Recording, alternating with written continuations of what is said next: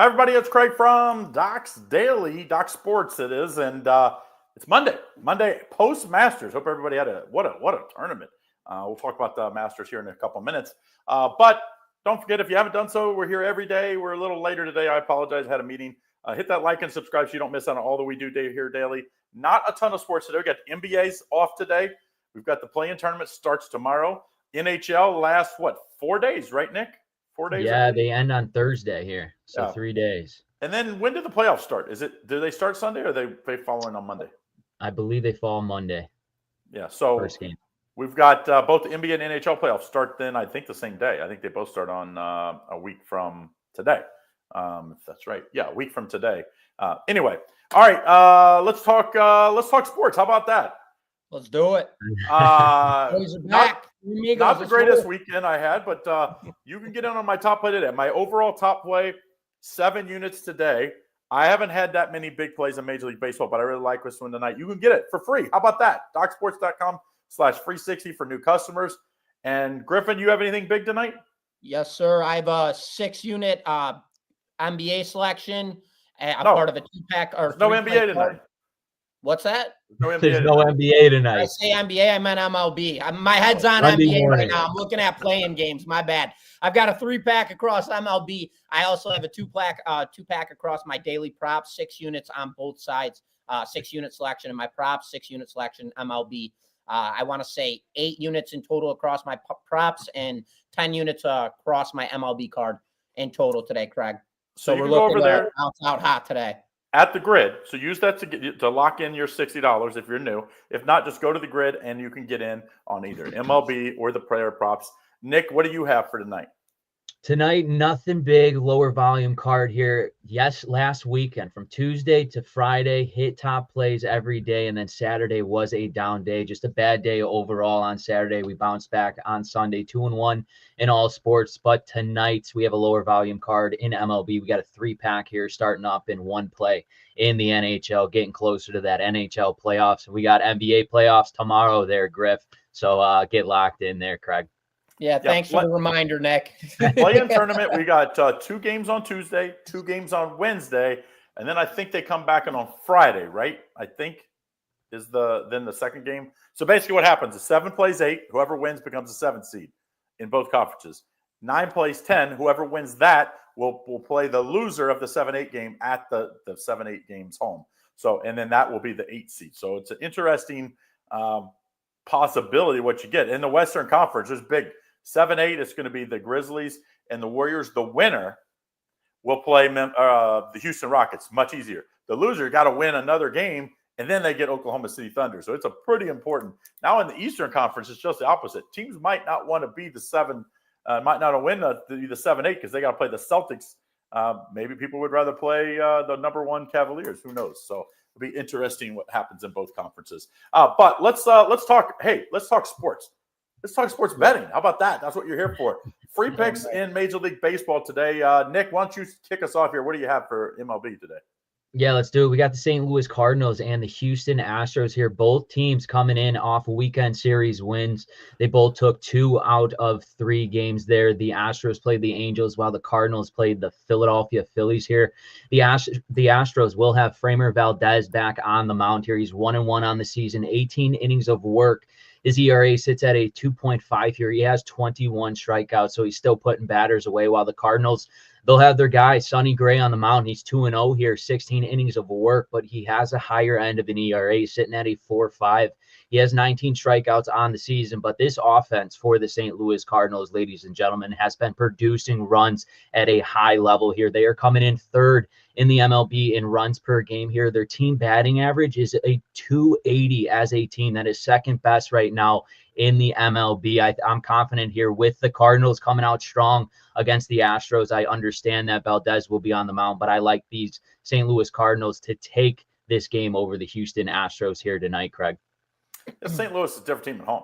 Like, that's just always tough place to play in St. Louis. I mean, they show out big.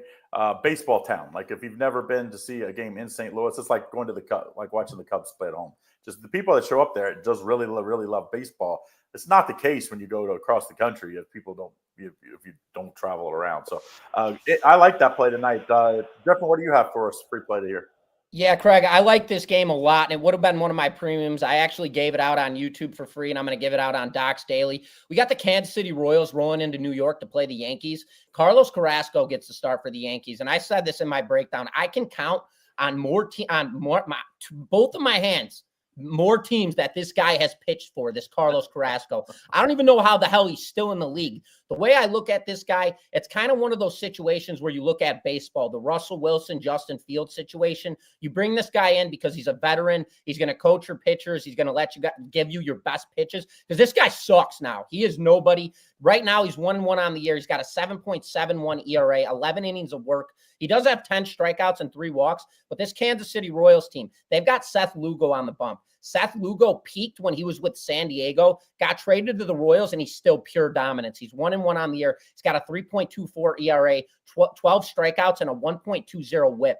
The Royals, they're not playing great on the road right now, but they are 6-4 in their last 10 games, and they're playing pesky as all hell. They have a very stout lineup, especially with, I always talk about Bobby Witt Jr.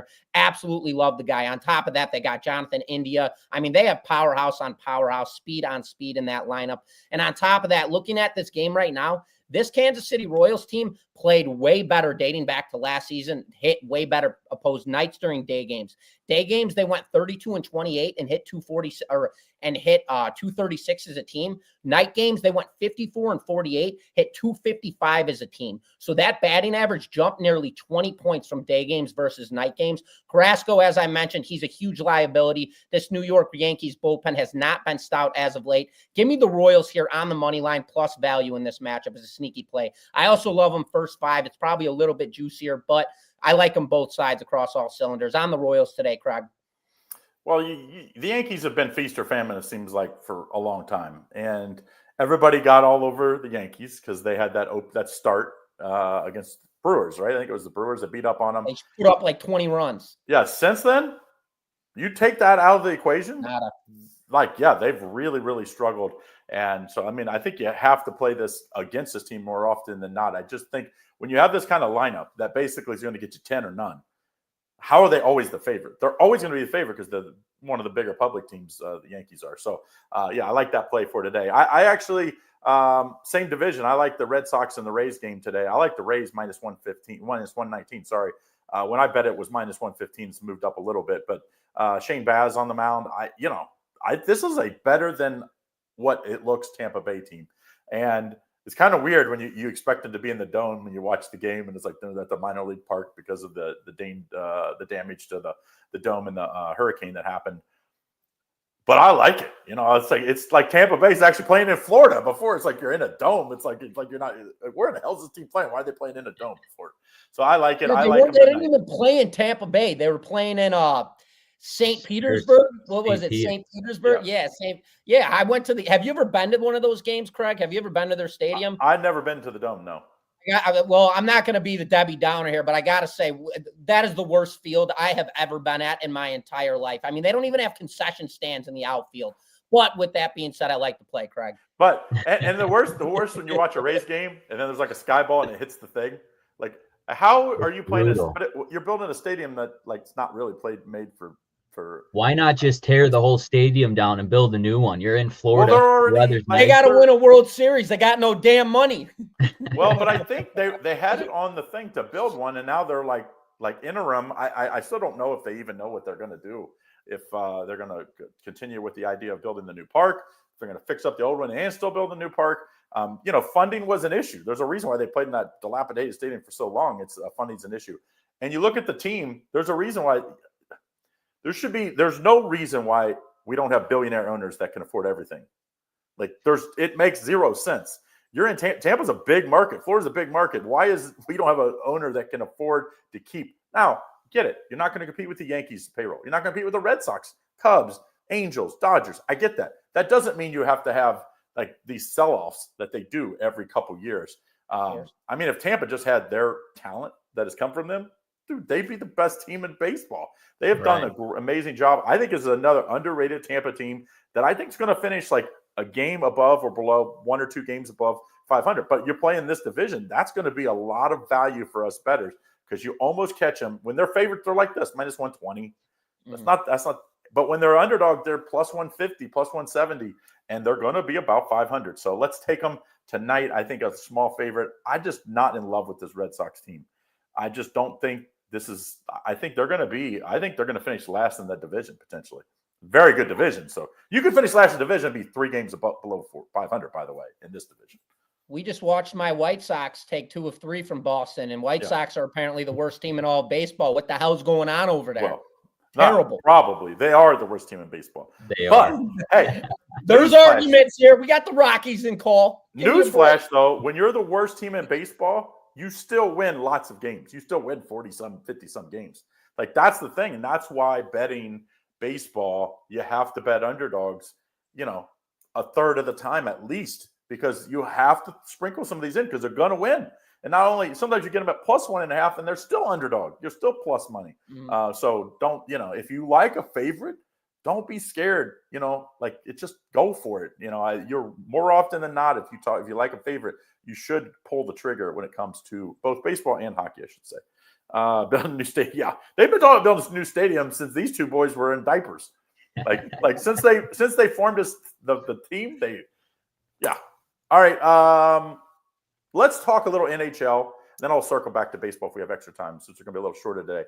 Like, this is danger time, and I'm glad we have Nick on today because there's a lot of teams that don't have a lot to play for. 1, they're either out of the playoffs, or 2, they're pretty much secure where they are.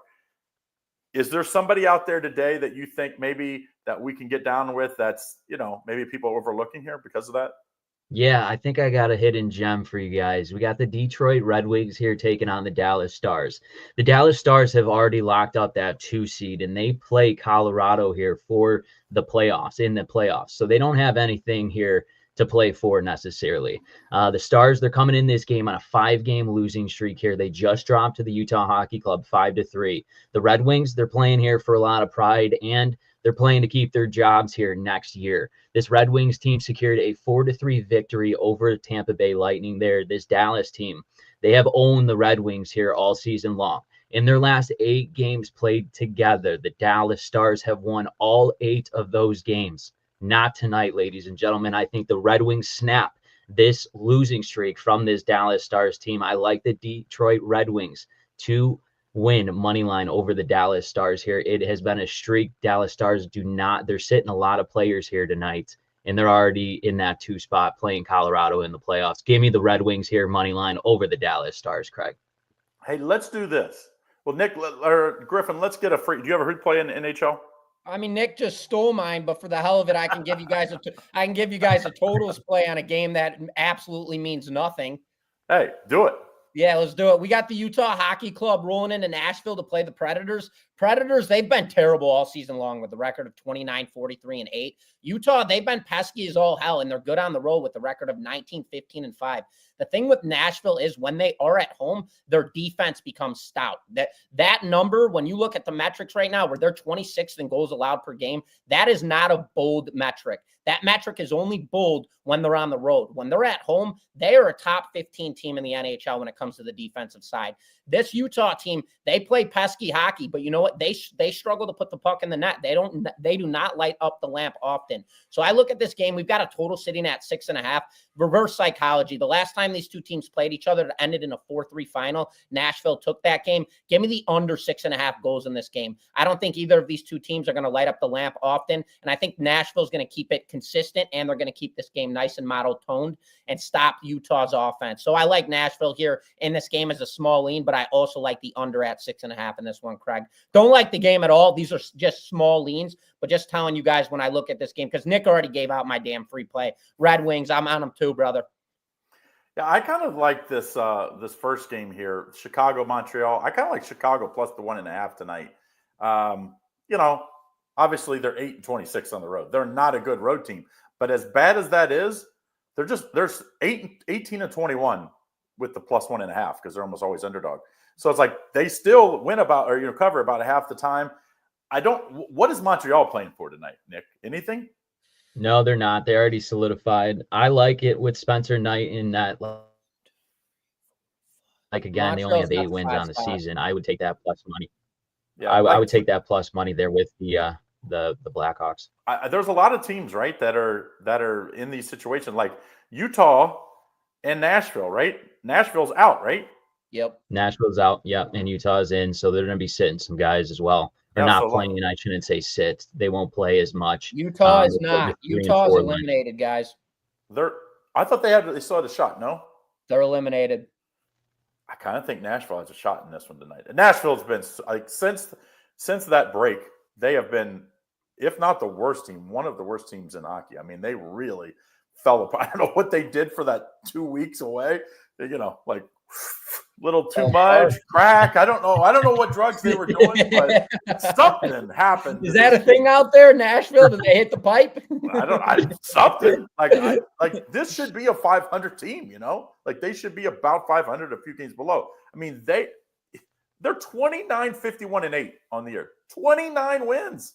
Like, that's crazy. Montreal's playing to lock it up. Montreal is going to smash tonight. Is that true? I'm pulling it up right now. Yeah, that's why they're minus 290. I still. Yep, they are. Yep. Who's my man? Who's got us covered down there? Ross. Hockey don't set guys. Good man. This is true. They are. They can't set guys. They can't set guys because they just play the line a lot less. You might not play the second line. You might play them 20% less minutes. It's still that is a huge difference. When you play your top 2 lines 20% less each, that's going to have a drastic effect. Now, granted, the bad teams are still bad for a reason. That is true. So, I mean, I had the ultimate. I had Calgary up 2-0 going into the fourth. They get beat 4-0 in the fourth. Like Calgary, had nothing to play for, but neither, So to me, it's like, you can be right and still wrong when it comes to hockey. It's like, because yes, the best teams are the best for a reason, and the worst teams are worse for a reason. Craig, really quick, was that game on Friday? Yesterday. Oh, I thought you were talking about the Friday game. Nick ate a fortune cookie on Friday. He ruined himself? It said your intuition will guide you tonight. I put a dime on the Calgary Flames. I'm putting $5,000 on Calgary right now, and I'm going to Buffalo Wild Wings. You coming with me? I said, you are out of your mind. I'm looking at this kid's locations. Calgary smacked them 4-2 Minnesota, and Nick's at beat-ups alone. Like, I was like 2-0. I literally was like celebrating because then it was 2-1 with 11 minutes to go. I was like, oh, we probably won. I see it didn't go to overtime. Or I was like, we lost 4 they got beat 4-0 in the fourth quarter. They were up 2-0. Like, hockey can be maddening this last week of the regular season. It's just very tough. So I would be very, very careful tonight, tomorrow night. It's Wednesday and Thursday, right? Your intuition. Yeah, Wednesday and Thursday. So be careful. Hey, let's talk the NBA playoffs a little bit. Let's talk Masters first of all.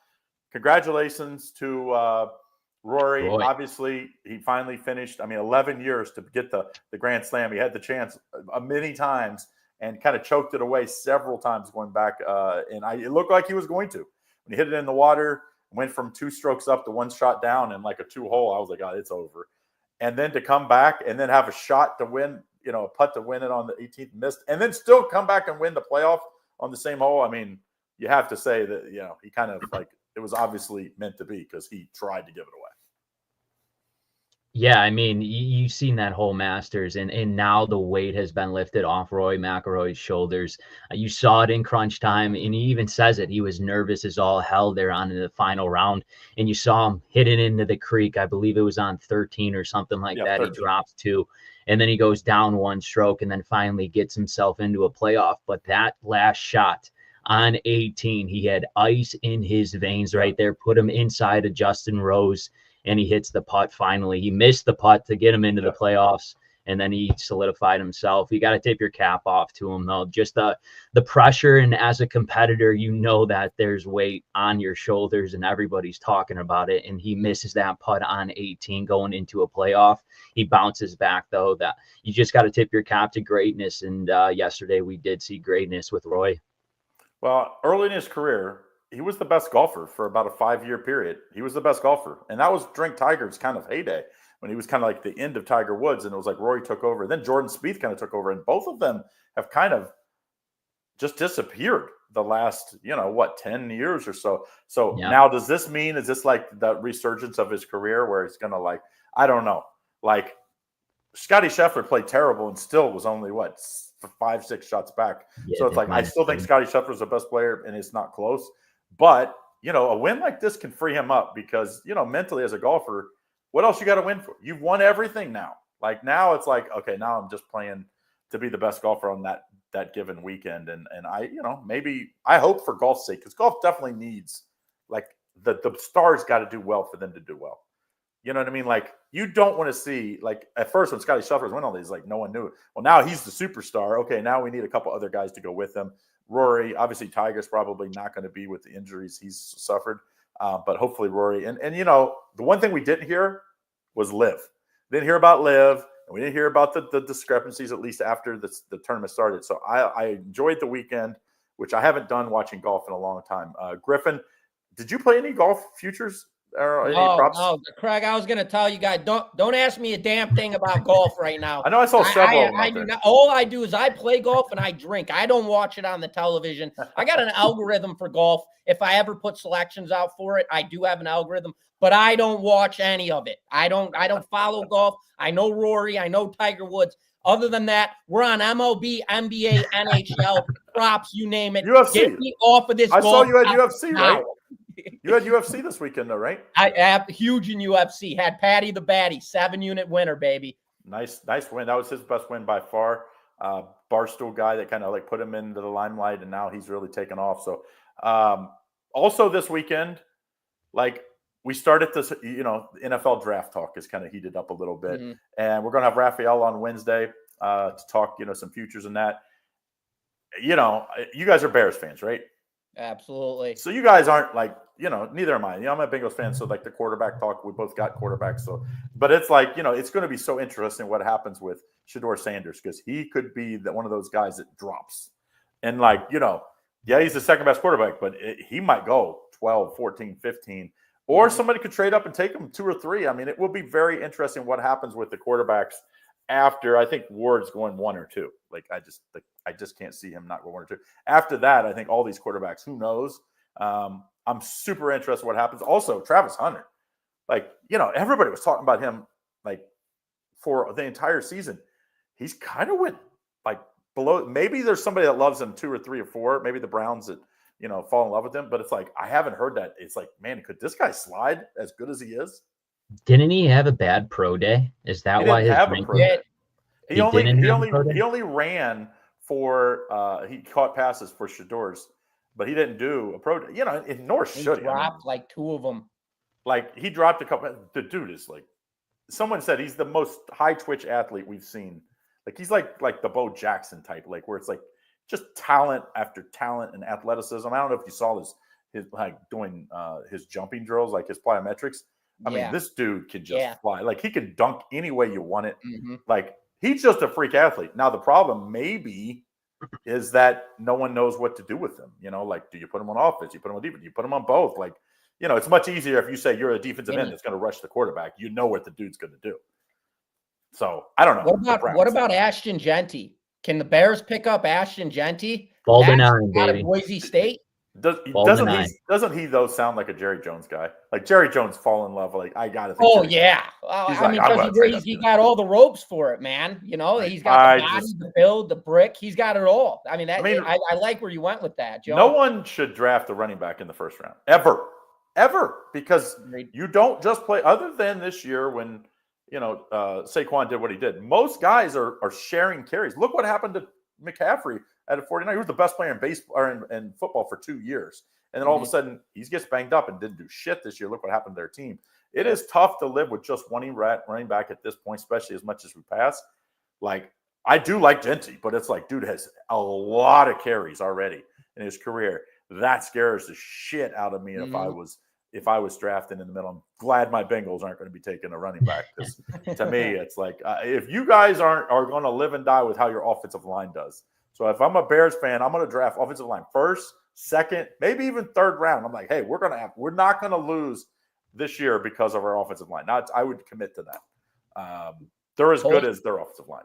Poles made some big moves, though, this offseason. We did go grab a couple offensive linemen. Nick, who's the big name that we grabbed Bears? out of? Are you talking about the Bears? Yeah. Bulls. You said the Bulls, but go Bulls, whatever. Enough with that. ahead.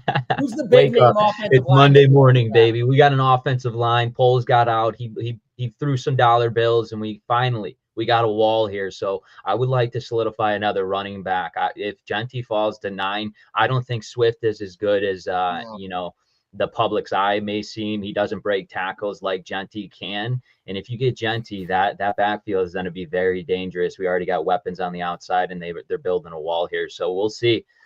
But too early for that NFL talk here, Craig. We're locked and loaded. Hey, on Wednesday, Raphael promised me free money. He said it's free money this week and the NFL draft. So we'll be talking more about that. All right. But let's talk NBA playoffs a little bit. Is there somebody outside the big three? I mean, the Celtics, the Cavs, and the Thunder. Those three are like odds on. Like those three. Everybody else is double digits. I think 13-1 or greater last time I looked.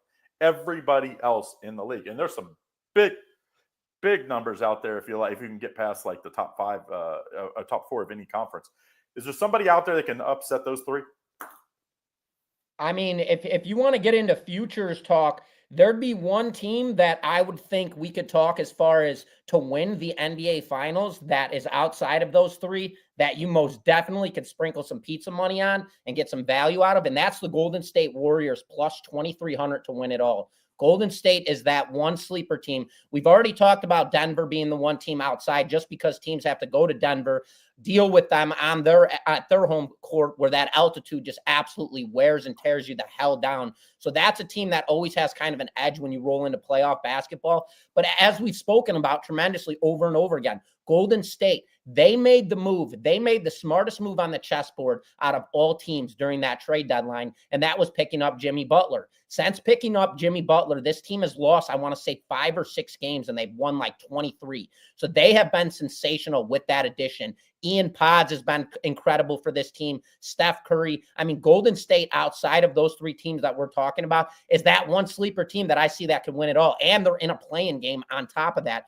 They've got a matchup tomorrow. And who do they got to open up? They've got Memphis. And I absolutely think they could tear Memphis apart. Memphis, they're absolutely beatable. I'm not going to get any deeper. Whoever wins that game has a big edge. Because the bottom half, it's Lakers. Lakers and who's in the bottom half? Lakers, Nuggets, Clippers, Minnesota. Lakers and Timberwolves play. And then Rockets will play the winner of this. So, like the Rockets will play great basketball, but they don't scare anybody. And, the Lakers are, I think the Lakers could lose.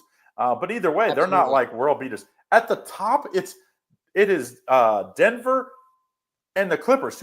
Clippers are so hot right now. Then they got to beat the Thunder with the best team in basketball. Not even close, in my opinion. So it's like the top half is extremely tough. If Golden State or Memphis lose, then they play the next game. They have to face Oklahoma City if they get in. So It is like this is the season for the Warriors. They're like a 7-point favorite. I think I saw when the line came out. 6.5. Yeah, that's a lot of points, but I don't know about the spread. But they have to win this game. They're not beating the Thunder. They're not beating the Thunder at Oklahoma City, in my opinion. So to me, it's all your whole season comes down to this game. And I was hoping that if the Warriors won, they would have faced the Lakers. That's a good matchup, I thought, for them. I was like, they could beat them. And but they can't be upset that they're going to place the Rockets if they win, because the Rockets they played great, but it's like they don't scare you. You know what I mean? Like for a 2 seed, I would on the other side, I'm scared to death of the Celtics. I'm not scared of the Rockets. Yeah, I'll agree. There's 2 teams, though, in the West that you have to look out for as well, and that is conference play records. The Lakers, they're 36-16 when playing conference matchups, and Golden State is 29-23 when playing Western Conference matchups. So that's something also that you have to keep your eye on. These in-conference matchups and these West versus East Conference matchups. That's where you can really start getting yourself trickled up in. Don't you, though, throw out the Warriors, what they did pre-Jimmy Butler? Absolutely. And they're the best team in basketball, right? Yep. Them, I think the Rockets, the Thunder, and them are the best records since the trade deadline.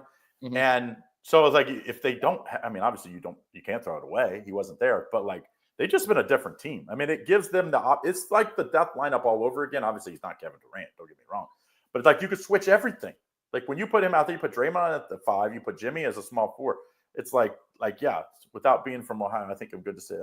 Yeah, I'm from Ohio. Yeah, I still live in Ohio. I live in Southeast Ohio half the week and Southwest Ohio and near Cincinnati and the rest of the time. He covers it all, folks.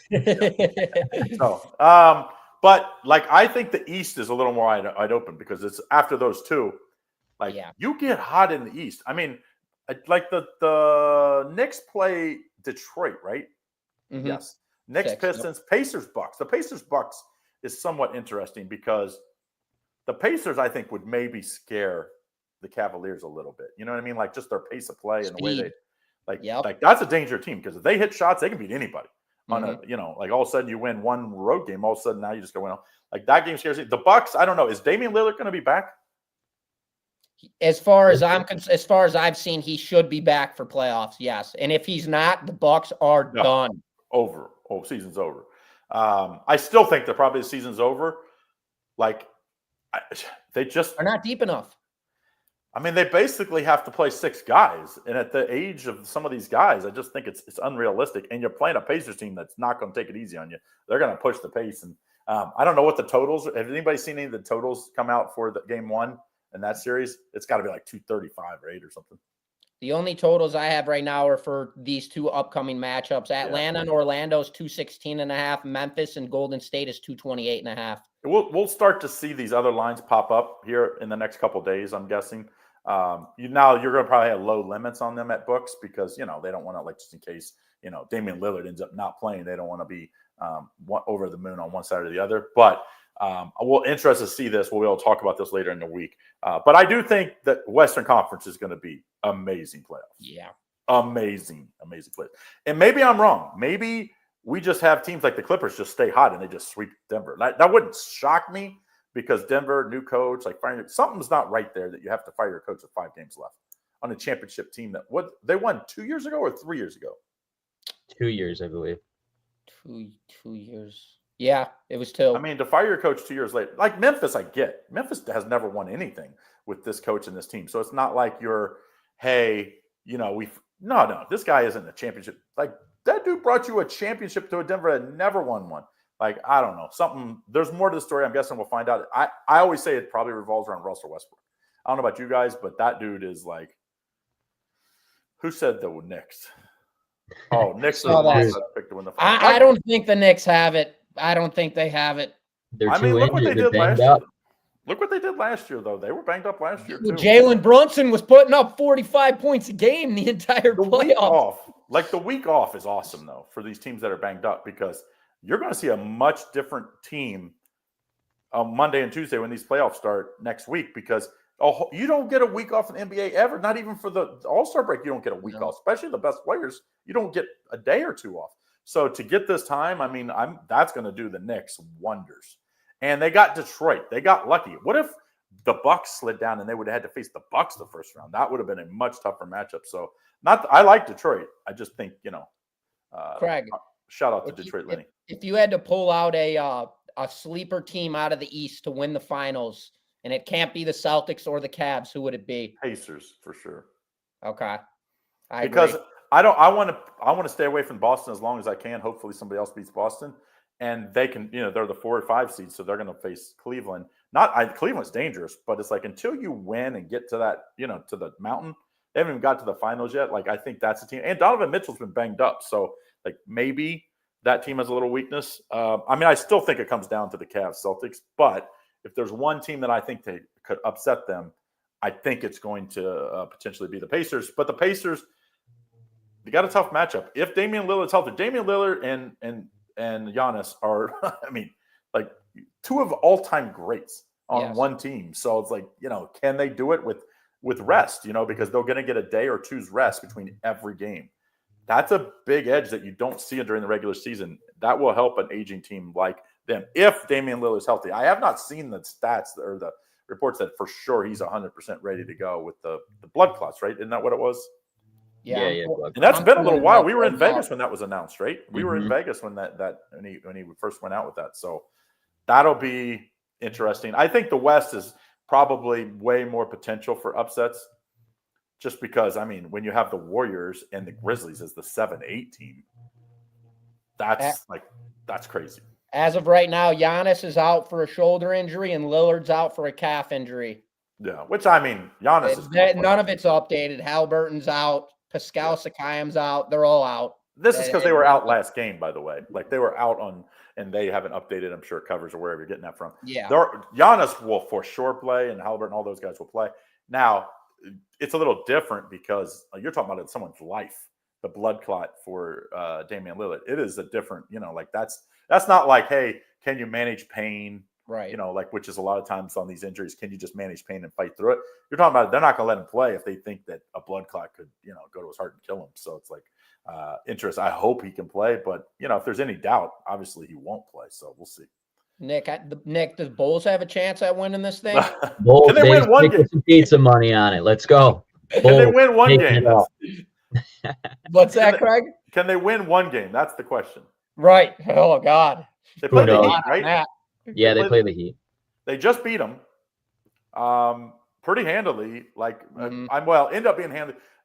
I mean, that was the greatest. The guy has a breakaway, and he pulls up Tyler Hero and shoots a 3 on the breakaway. If he makes it, though, he's literally a hero. But, of course, he missed it, and people are, like, blaming Steph Curry that this is Steph Curry basketball. It's like they kind of needed it. They were down, I think, 4, right, or 4 or 5. So it's like if they hit that, they have a chance to win. If they goes in and makes a layup, they're still down 2, and if they score, then you still aren't going to win. So I didn't hate it, but when you look at the Bulls on a metric standpoint, home versus away against the Miami Heat. Bulls at home 18-23 on the year. Miami Heat 19-22 on the road. Bulls 21-20. The Heat 17-23. Then we get into conference play. Bulls 28-24 in conference. Heat 24-28 in conference. Bulls have edges across every single cylinder when it comes to a metric standpoint in this matchup, guys. Don't sleep on my Bulls, baby. I will say the Bulls have been a different story since the trade deadline, which is crazy. They really didn't add anything. It really was just getting rid of a player that was taking all the shots. Like they needed these young kids to have the ball in their hands, and now they do. And it's been that team goes by Kobe White. Like that dude's going to shoot enough to win games, and he's going to shoot them out of games if he's not hitting. I mean, the stars are with the Heat. Well, let's be honest. I mean, Bam and Hero are both Bam was on the Olympic team. Hero is an All-Star. It's not like the Bulls have those type of players, but they have young guys that they don't know. They don't understand like that should be pressure. They're going to play free. That's a danger team. I don't think they can beat anybody on the next round. Like they're going to get swept. But I think they can win this game. What's the line? Come on. I don't have a line in front of me. Let's see. I got it here. Oh, that's it. They play on Wednesday. That'll definitely be a very Bulls favored by 1, total of 219. So basically, it's a pick'em game. This is one of those games. If you get the side right, you should play. It should be a correlated parlay. You should be Bulls and over or under in the Heat. That's the way I would play this game. You decide which one you like as far as who's going to win, and then you just parlay it because I cannot see the Bulls winning in a low scoring game. And I can't see the Heat winning in a high-scoring game. So it's like that's the way I play this game. I'm really sour about the NBA because I had my last play of the year, small play, 2-unit play, on the under in the Clippers-Warriors game. And then, they could not stop Kawhi Leonard. They're doubling him and just giving him basically layups. I'm like, dude, I'd rather him shoot threes over my contested threes than giving up layups on the backside. So, I don't know what the Warriors defense was even thinking there. It was terrible. But all right, let's wrap it up. I know we're a little late, and I'm sorry about that. We'll be back tomorrow, Tuesday. We'll have Tony George tomorrow. I know he bet big on the Masters. I know he also had some NASCAR plays, so we can talk a little next major for the PGA and kind of talk where he is this season as far as NASCAR. I know he likes his NASCAR like bets on the weekend. So, all right, guys, have a great one. Thanks again for joining in, guys. Don't forget, if you haven't done so, get in on the Premium Plus, $49.99. You'll get 3 expert plays I actually am a little late with the Premium Plus plays because I was in a meeting earlier, so I'll be posting that right after. And you get Indian Cowboy included in that $49.99 a month price. So make sure you get in on that. Link is in the description to get in. Have a great day, guys. Hope all your bets are winning wins. I'm going to get my 7 unit home, and Detroit Lenny's going to like it. That's just a little hint. Let's have a week, boys. Good luck.